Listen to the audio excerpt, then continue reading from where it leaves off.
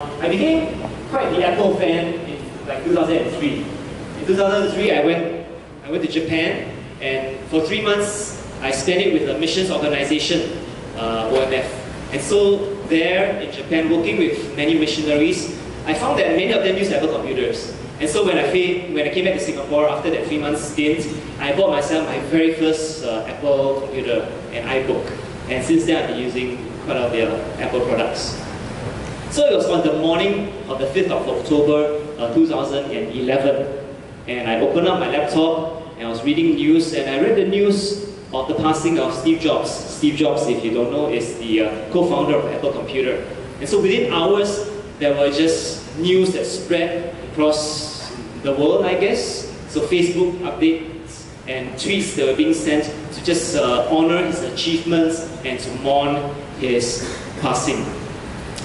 Steve Jobs left behind Apple Computer, currently the most valuable company in the world, not just that world, but in the world by market capitalization. So what a man and what a life. And of the many things that could be said about Steve Jobs, the word visionary will probably come up quite fast on your list. Steve Jobs was a visionary. In fact, I remember him saying something like this: when he designs or he thinks about products, he doesn't go and do market surveys about what consumers want. He says, I want to create a product that people don't even know they want, but when they see it, they know they need it. That's a visionary for you. Okay? And one of the most powerful verses in the Bible has to do with vision. And I want to read it for you. It goes something like this. From the book of Proverbs, chapter 29, verse 18, it says, where there is no vision, the people are unrestrained. Where there is no vision, the people are unrestrained. Do you have a vision for your life? A focus, a goal, and aim. Because if you don't, then you'll be unfocused, unrestrained, unmotivated. You will spend your life or waste your life pursuing frivolous things. So a vision will grant you that kind of determination, the perseverance to overcome obstacles and go through tough times. And tough times for you, I guess, could be like exam season, which you're going to face. Let me illustrate to you the power of vision. So the woman in the picture goes by the name of Florence May Chadwick. In 1952, she attempted to become the very first woman to swim from Catalina Island to the California coast. It's a distance of about 26 miles. Alright, no woman had ever done it before. She attempted to be the first. So on the 4th of July 1952, Florence set out. There were a couple of boats that were with her, alongside her, to fend away the sharks in the waters, as well as to come to her aid if she got injured or weary or tired. And so she swam. And she swam, and she swam. 15 hours non-stop, she swam. And then, about the 15th hour, a thick fog just came in. And as she was swimming, she got really weary and tired. She could not see her destination, and she wanted to give up. Her mother, her trainer in the boat that was alongside her, encouraged her. You are almost there. Press on. Don't give up. And so she swam on for another hour or so before she said, I'm too tired, and she asked to be pulled from the waters. And to her horror, after she was pulled from the water onto the boat, she discovered that the shoreline was but 1 mile away. She had swam 25, there was only 1 more mile to go, and then she gave up. And she wrote about her experience, and she said this. She said, when my mother and my trainer were telling me not to give up, I thought they were just encouraging me. I didn't believe that the end was actually near, because I couldn't see. I couldn't see. Slightly over 2 months later, Florence would attempt that distance again. And this time she told herself, fog or no, I'm going to swim and I'm going to make it. And she took encouragement from a verse in the Bible that describes faith as the substance of things hoped for, the evidence of things not seen. And so, 20th September 1952, the same distance, the same cold waters, shark infested, she swam. But even though the fog, the same kind of fog, the thick fog came, she kept that mental image of the end in mind, and she swam the entire distance. And in fact, she not only swam the distance, she broke the men's record by 2 hours. The power of vision. So dear friends, what obstacles are in front of you? And what is that end goal you have to have? And that vision you have to have? That's the power of vision. Steve Jobs, some of you may know, he dropped out of college.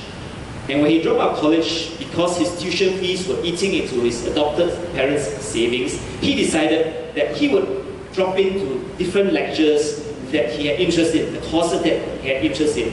And so he would ask to sleep on his friends' dorm floors. He had no room of his own. He would sleep on his friends' floors. He'd borrow their rooms. He would go and return Coke bottles for 5 cents per bottle to get enough money to eat, right? And he later testified, possibly in his autobiography, that one of the courses that he took became foundational for the idea that went into the very first Mac computer and all computers ever since. And so when Steve Jobs passed away, there was this one tweet which kind of went viral. I saw it and really had an impact on me. By this guy called Jonathan Moss. And Jonathan Moss said about Steve Jobs these words: Steve Jobs was born out of wedlock, put up for adoption at birth, dropped out of college, then changed the world. What's your excuse? What's our excuse indeed? The power of vision. Now, I want to move on to my main thought for this morning. It's based on parables. This whole term we are covering the parables of Jesus. And you know, it's going to address something about about life. Right, you see, as great as Steve Jobs was, and as much as he changed our world, his influence was for our lifetime. All the products that we use, laptops, phones, watches, whatever, it will fade with the passing of time. The parable of Jesus will be talking about this. It's relatively familiar for those of you who are Christians. Found in Gospel of Luke, chapter 12, verse 16 to 21, the parable of the rich fool. And so would you allow me to read for you? And you can listen to it. So Jesus tells this parable: the land of a rich man was very productive. And he began reasoning to himself, what shall I do, since I have no place to store my crops? But then he said, this is what I will do. I will tear down my barns and build larger ones, and there I will store all my grain and all my goods. And I will say to my soul, soul, you have many goods laid up for many years to come. Take your ease, eat, drink, and be merry. But God said to him, you fool, this very night your soul is required of you, and now who will own what you have prepared? So is the man who stores up treasure for himself and is not rich towards God.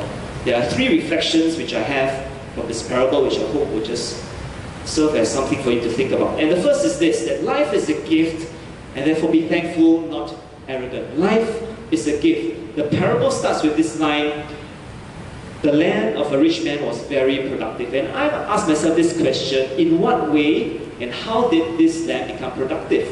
Right? Was it because this guy was very smart, very hardworking, and he got like advanced farm equipment? Well, Jesus told the parable in the setting of an ancient agricultural setting, right? And the yield of farms and all is not only dependent on human effort. In fact, it depends on a lot of factors not in our control. Sun, rain, pestilence, or the absence of it. And so when it says that the land of the rich man was very productive, we were supposed, or rather the implication of this, is that this was tied to the blessing of God. He gives as He wills. How does the rich man respond to this? He responds to it not with thankfulness, but with pride. How do we know this? I'm going to read most of the passage with emphasis. Okay? And he says this: what shall I do, since I have no place to store my crops? And he said, this is what I will do. I will tear down my barns and build larger ones, and then I will store all my grains and my goods. And I will say to my soul, soul, you have many goods laid up for many years to come. Take your ease, eat, drink, and be merry. This man was self-sufficient. It's all about him. He had no preference for God, and no gratitude and thankfulness to God. So dear friends, what about us? J2 is going to take A-levels, you're going to receive the results. I have every confidence many of you will excel. But when you receive it, what will you think? My hard work has paid off. Or would you also pause to remember God's protection, God's blessings, God's provision for your life. And even if you don't excel, regardless of that, life itself is a gift. And A-levels, the promos, how well you do, how well you don't do, is not something that we should base our life upon. There is what is ahead. God has plans in store for you, so life is a gift, and be thankful for that. That's the first point. Second point, life is transient, so be humble and not presumptuous. It is interesting that the rich man, reflecting on his life and journey, uses this phrase to eat, drink, and be merry. It's a well-known motto for the hedonistic lifestyle. Hedonism, the idea that the pursuit of pleasure should be the highest aim of life. And it's foolish in this regard because life is transient. So there is a recent movie that kind of tips a hat to this philosophy. I'm talking about Crazy Rich Asians. There are many positive reviews, some negative reviews. My wife and I went to watch the show, and we really enjoyed it. That mahjong scene was boss. Okay, if you don't know what I mean, just go watch it. It's not bad, you should watch it. But there was this article I came across. This Methodist pastor did a reflection on the movie. Quite provocative title, Crazy Rich Asians and Methodists. But he references two scenes in the movie. I'm sorry if you haven't watched the show, it may be a bit of a spoiler. But the first scene involves this small Bible study of these rich Tai-Tais. And in a supreme ironic twist, they quoted Colossians in the Bible, which says, set your mind on things above, not on things of this earth. And these very rich people talking about, oh, let's talk about spiritual things, not material things. Very ironic. So that's the first scene. The second scene was at a wedding. And I think, again, one of the Tai-Tais made this comment. We Methodists would not spend more than $20 million on a church wedding. Jaw drop, right? And yes, this is a movie, but you know, here's the ironic thing. Even Christians buy into the idea that the ostentatious lifestyle is something to aim for. That's troubling. So let me put this very clearly. There's nothing inherently wrong in being rich, or even crazy rich, unless our security is based upon that alone. Because riches can be gone in an instant, and this parable reminds us that life itself is fleeting. I remember a day when I was in the army, and several of us just bade goodbye to a unit mate, and he rode off his motorcycle, and that would be the last time we saw of him. Because the very next day, we received news that he had gotten into a traffic accident, and he had been killed, and we will never see him again. Life, dear friends, is fleeting.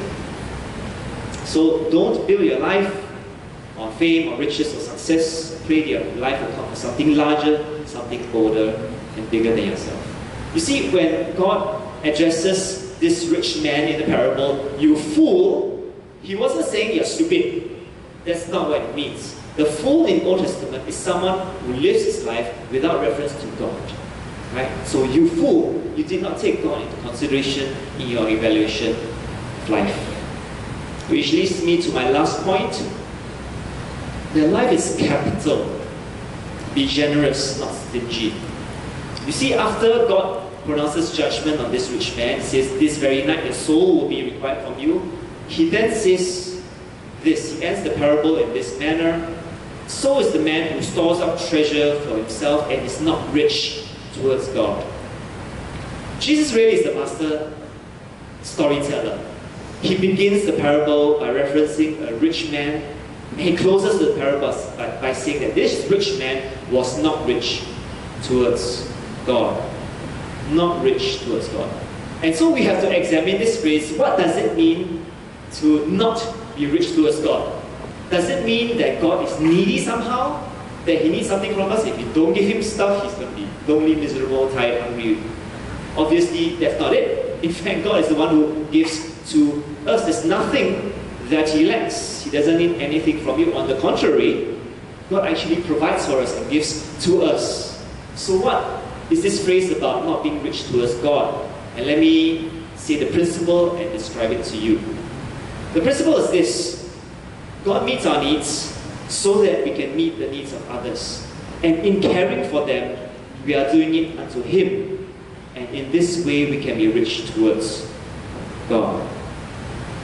The rich man in the parable was not rebuked for being rich per se, but that he did not fulfill his moral obligation and responsibility to care for the needs of those around him because he had so much and he only thought of himself.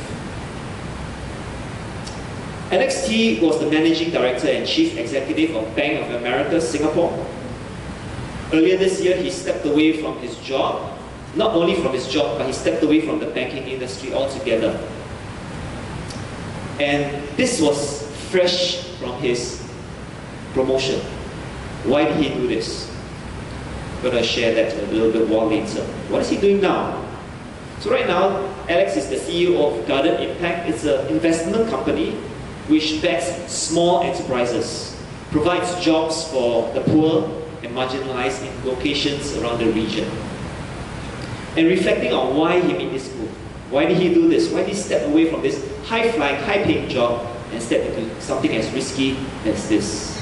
He says this: God's heart is for the poor and people who cannot help themselves.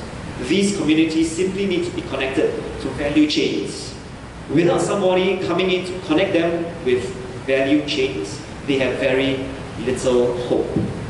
And then reflecting on the financial sacrifice that he made, Alex says this: the salary I'm on now is sort of a rounding error compared to what I used to be on. But I no longer have a sense, and a constant nagging sense, that the work of these hands will not matter for eternity. And I'm not sure if Alex's life and example inspires you. You could very well ask the question, what motivates me to live my life in this manner? And to answer that, I'd like to suggest an important consideration. And that is this, okay? Christianity is not mainly about what we are to do for God. Christianity is mainly about what God has done for us. And how we live is a response to His love for us. You see, I talked about the parable of this rich fool, but there was another rich man, if we could call him that. A rich man who gave up his riches willingly and his majesty in order that those who were destitute in abject poverty would inherit his riches. And the person I'm talking about is Jesus Christ. And so it says in the Bible, in the book of 2 Corinthians chapter 8 verse 9, it says, "For you know the grace of our Lord Jesus Christ, that though he were rich, yet for your sake he became poor, so that you through his poverty might become rich." As you can probably imply, the passage is not talking about material riches, but rather that God was willing to lay aside his heavenly glory, his majesty, the worship of angels, and he took on human flesh, stepped into human existence, identified with us, walked on this earth, suffered hunger, sickness, pain, sorrow. And he did that living a sinless life, the life that we ought to live. He died the sinner's death on the cross, the death that we ought to die, so that if we have faith in him, we would inherit the kingdom of heaven, eternal life, spiritual riches that we cannot imagine. This is what God has done for us. And therefore, in gratitude to him, we live our lives. Let me press home this point more. Many of us, we myself, sometimes wonder, how can we trust God with the unknown future, my unknown future? And it is this. From this verse it tells you, God has given you his best, heaven's best. What more would he withhold from you? What more would he withhold from you in this life? Dear friends, I began chapel by talking about vision, about the power of vision. And through this parable that Jesus told, we are reminded that vision for life should encompass something more than ourselves, our dreams, our goals. I would say that life ought to be lived with a bifocal vision, a vision of eternity and how we ought to invest in it that leads us to make decisions here on earth. And so I close with a reminder of the 3 points I covered today, that life is a gift, we ought to be thankful. Life is transient, we ought to be humble. And life is capital, we ought to be generous. And so may God grant us the grace to live a life of significance, purpose in him. Would you join me in a short word of prayer? Let us pray. So Father, I just want to thank you that we are able to come here this morning. I thank you for each and every one of my friends here today, and where you've brought them, and what you have in store for them. I pray for them as they enter a season of some stress, anxiety, Lord, I pray for your provision for them, of wisdom, of peace, of whatever they need to get through it.